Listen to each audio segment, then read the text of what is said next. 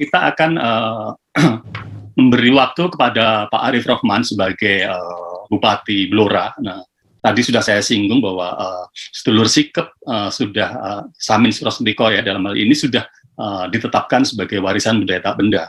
Pada waktu itu saya lihat sendiri yang menerima plakat status itu adalah Pak Arief Rahman. Waktu itu masih wakil bupati. Kalau Pak Arief Rahman, waktu dan tempat kami persilahkan. Terima kasih Pak Mas Egi ya atas waktunya. Assalamualaikum warahmatullahi wabarakatuh. Salam, Om Swastiastu, Namo Buddhaya. Salam kebajikan, seger waras, rahayu. Yang saya hormati Mas Moderator, Pak Wali Kota Sawah Lunto, Mas Deryasta, dan juga para pembicara. Ada Kang Gun Retno ini selaku tuan rumah, ada Mbak Elsa, ada Prof. Amri, ada Mas Dandi, dan semua peserta yang tidak bisa kami sebutkan satu persatu. Saya merasa bahagia siang hari ini bisa bersilaturahim, bisa nyambung perseduluran dengan sedulur-sedulur semua. Saya atas nama pemerintah Kabupaten Blora menyampaikan apresiasi, penghargaan setinggi-tingginya. Jadi sedulur sikep ini, Samin ini, perannya saya rasakan ya. Saya jadi wakil bupati 5 tahun, ini jadi bupati 1 tahun ini. Perannya sangat besar, konkret sekali sebenarnya untuk pembangunan yang ada di Blora ini.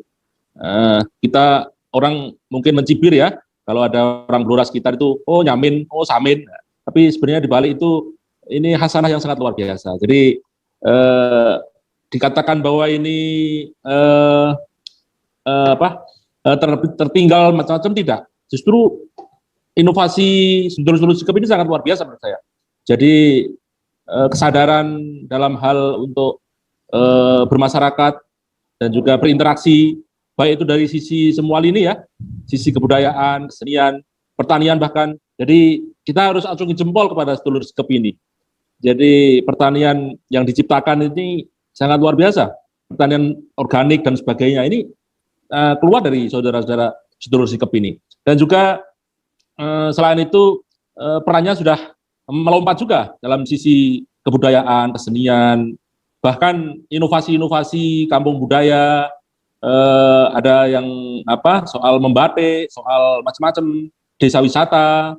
Nah, ini sudah ada di Blora ini, yang itu ketika kita ajak tamu ke sana, di Mbah Pramugi, di Mbah Lasio, ini yang terbaru di Kang Gun, ini menjadi referensi. Terbaru, saya kemarin bercerita sama Mas Gun, sedulur-sedulur sikep ini ternyata di Blora ini persebarannya sangat banyak sekali, lebih dari 10. Nah ini ke depan yang tentunya akan kita dukung dari pemerintah, untuk bagaimana kampung-kampung Samin, dalam arti komunitas-komunitas Samin yang tersebar lebih dari 10 lokasi ini, khususnya di Blora ini, akan kita dorong bersama-sama untuk menjadi sebuah hasanah yang tentunya memperkaya kebudayaan kita. Di samping itu kabupaten yang lain seperti Bojonegoro, Pati, Kudus dan sebagainya nanti kita ajak bareng-bareng sesarengan ini. Jadi tidak hanya di Blora, bahkan saudara kita dari Sawah Lunto, Mas Wali Kota ini sangat appreciate sekali ketika saya kabari kita mau ada acara seperti ini, beliau langsung berkenan untuk hadir di Blora, yang acaranya mungkin dipusatkan nanti malam di tempatnya Mas Gun. Selain di bidang kesenian kebudayaan, Samin ini sudah menjadi sebuah patron ketokohan. Bahkan kalau zamannya pilkada, Mas, ini kita laku istilahnya para calon ini bagaimana berburu untuk mendapatkan doa restu secara ritual, kita disuwuk istilahnya ya. Nah, itu sudah menjadi kepercayaan. Ini musim pilkades, pilihan kepala desa, banyak sekali tuh namanya pada datang ke tokoh-tokoh ini, karena memang ranahnya tidak tadi sudah dianggap memberikan sebuah doa atau apalah restu yang itu membuat yang istilahnya mau nyalon ini akhirnya tersugesti, kalau kita sudah dapat doa restu dari tokoh-tokoh ini nanti akan diberikan kemudahan. Nah, bahkan saya banyak mendampingi pejabat-pejabat dari Jakarta levelnya Dirjen, bahkan ini datang ke tokoh Samin ini untuk minta doa restu.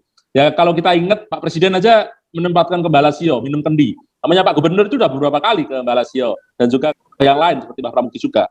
Dari yang semula kesenian kebudayaan, mungkin ajaran-ajaran Samin ini udah bergeser ranahnya ke politik juga, Mas, ternyata. Sudah menjadi patron juga. Nah, ke depan kita memang juga ingin Kampung-kampung Samin ini akan menjadi ikon untuk Kabupaten Blora, untuk tempat-tempat wisata, dan juga kulinernya Kampung Samin itu enak, Mas. Saya bawa Pak Menteri beberapa kali ke Kampung Samin, tradisional. Jadi kalau saya ngungguh soal kuliner Kampung Samin itu banyak yang komen. Itu di mana, di mana? Dan masih mempertahankan menu lokal. Jadi makannya itu pakai daun jati, alasnya pakai cowek, itu kan. Nah, terus kemudian pakai nasinya nasi jagung, sayurnya sayur yang model-model kampung. Nah, ini sangat menarik sekali. Nah, ke depan ini akan menjadi unggulan kita. Kita akan bersinergi dengan saudara-saudara Kampung Samin ini menjadi ikon Blora. Nah, kita terima kasih ke Kementerian Kebudayaan, Pak Dirjen. Nanti akan kita sowan lagi untuk menseriusi ini. Bagaimana Samin ini menjadi ikon kita. Bahwa ini Blora ini ya identik dengan kota Samin itu ke depannya akan insya Allah akan kita terus sinergikan dan kita akan terus mendukung apa yang menjadi program sedulur-sedulur ini dalam rangka memberikan kemanfaatan untuk masyarakat dan lingkungan sekitar. Saya kira ini Mas Egi sebagai pengantar. Pada intinya kami dari Pemda sangat apresiasi dan nanti kita sinergi juga dengan Sawah Lunto mau menyambungkan antara saudara tua sama saudara muda, mana yang tua mana yang muda ini. Nah ini jadi berbicara Samin ini ya ikoniknya ya Blora, Sawah Lunto dan kabupaten sekitar. Ibu Bupati Bojonegoro Bu Ana itu sudah buat tugu Samin juga kapan hari info ke saya. Jadi tidak bisa Samin hanya diklaim Blora kata Bu Bupati. Bojonegoro juga mengakui bahwa Samin itu memang menjadi khasanah kekayaan Bojonegoro juga gitu. Saya kira ini Mas Egi matur suwun, kurang lebihnya mohon maaf, semoga bermanfaat. Terima kasih. Assalamualaikum warahmatullahi wabarakatuh. Rahayu Sekar Kewarasan. Assalamualaikum. Terima kasih Pak Rohman. Kita akan ke pembicara selanjutnya, yaitu Pak Dari Asta, selaku Wali Kota Sawah Lunto. Pak Dari Asta ini sendiri jauh-jauh datang dari Sawah Lunto untuk datang di acara peringatan seabad perjuangan Mbah Samin ini. Pak Dari, waktu kami persilahkan menyampaikan materinya. Silakan. Ya, terima kasih Mas Egi, atas waktu yang diberikan kepada kami. Assalamualaikum warahmatullahi wabarakatuh. Selamat siang, salam sejahtera buat kita semua. Salam Rahayu. Yang kami hormati Pak Bupati, Pak Arif Rahman, kemudian yang kami hormati para narasumber lainnya. Ini Ibu Elsa hadir bersama-sama kita di sini. Ini Bu Elsa ini orang Sawah Lunto, tapi jarang di Sawah Lunto. Selamat sampai di Blora nanti ya Pak. Iya, harusnya kita ketemu dengan Bu Elsa pada hari ini. Amri, para narasumber, Pak Dandi ya, kemudian dari Pendopo Pengayoman, dan seluruh peserta webinar yang hadir pada siang hari ini.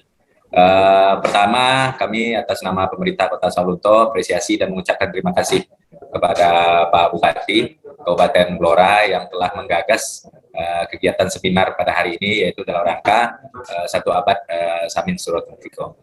Jadi tadi sebenarnya sudah disinggung juga sama Mas Edi, apa sih hubungannya Samin dengan Sawah Lunto, dan mungkin ada semacam kajian, tapi sebenarnya lebih mengenal budaya Sawah Lunto itu Bu Elsa sih sebenarnya, karena beliau sudah menggali secara dalam, baik itu dari segi budaya, dari segi bahasa. Tapi tentu atas nama pemerintah kita punya data-data yang juga bisa kita sampaikan kondisi Sawah Lunto, baik itu setelah ditetapkan menjadi warisan budaya dunia. Jadi kami koreksi, Mas Edi, kita bukan warisan budaya tak benda, tetapi warisan budaya dunia oleh UNESCO. Nah, itu yang disebut dengan Ombilin Coal Mining Heritage of Sawah Lunto, atau tambang batu bara Ombilin di Sawah Lunto. Kita mulai, Bapak Ibu sekalian, tentang Samin Suro Sentiko. Kalau Samin, datanya seperti kita ketahui, memang dilahirkan di Blora, Jawa Tengah, segala macam.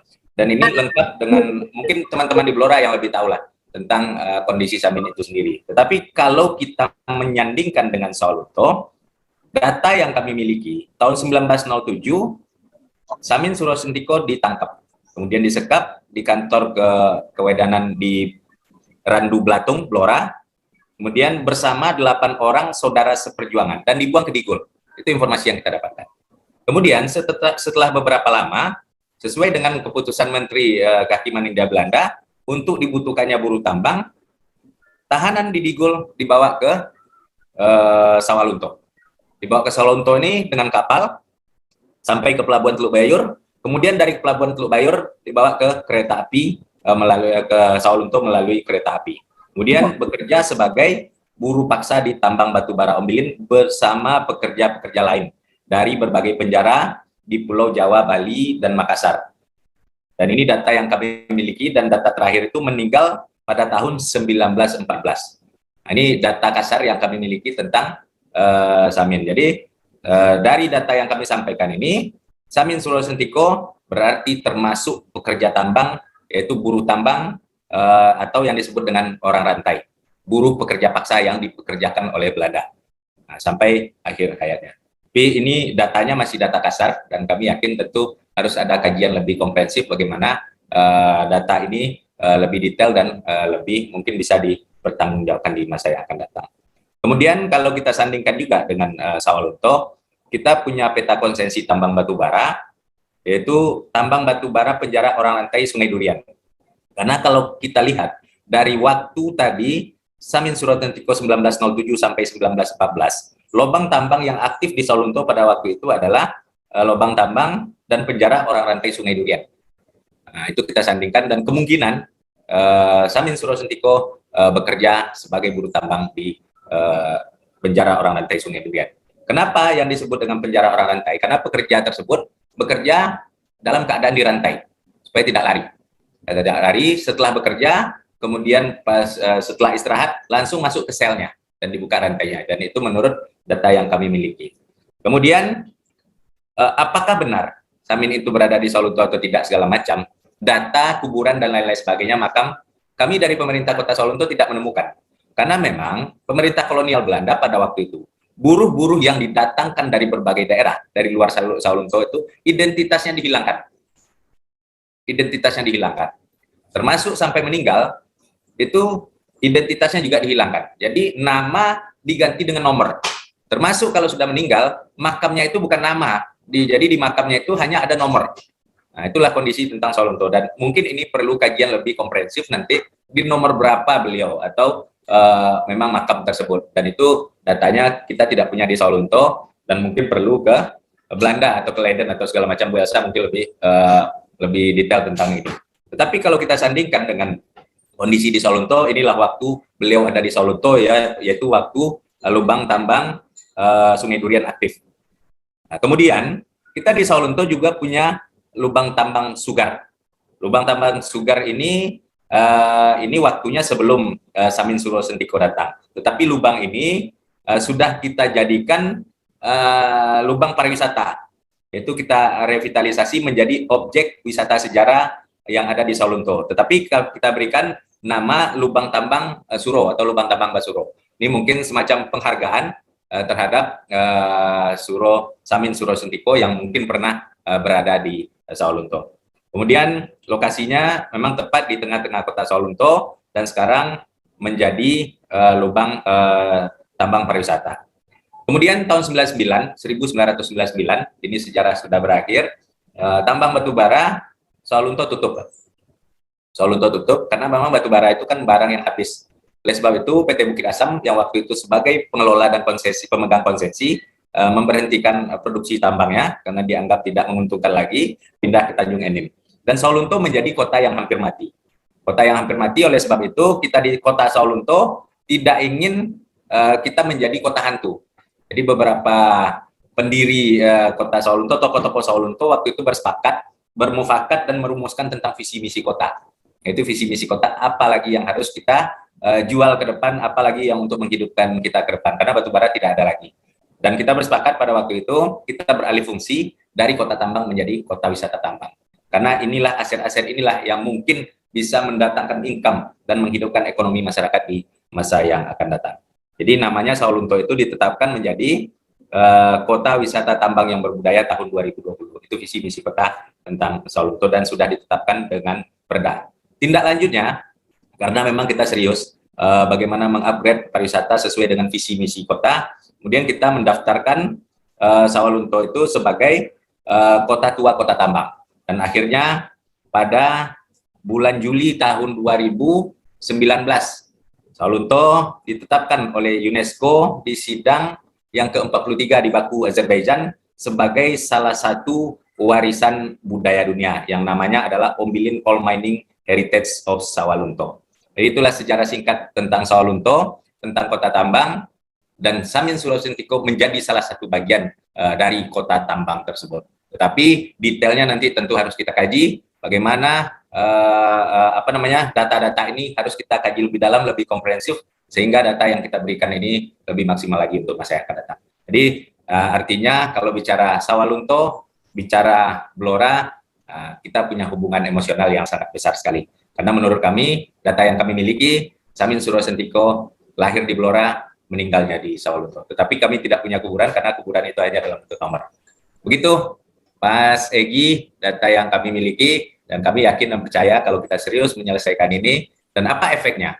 Penetapan warisan budaya dunia, warisan budaya, dan lain-lain. Walaupun penetapan warisan budaya itu di bidang kebudayaan, tetapi ini menjadi referensi orang untuk datang sebagai turis, sebagai pariwisata ke satu daerah. Salah satu contoh, kita bisa lihat, umpamanya kenapa kita ke Mesir melihat piramid, karena piramid adalah warisan budaya dunia. Warisan budaya dunia di Indonesia ada 5. Yang pertama adalah Candi Borobudur, kemudian Candi Prambanan, situs manusia purba Sangiran, kemudian sistem pengairan Subak di Bali, dan kelima adalah tambang batubara Ombilin. Itulah warisan budaya dunia. Dan memang warisan budaya dunia itu adalah menjadi tempat referensi orang untuk datang ke suatu tempat untuk berwisata.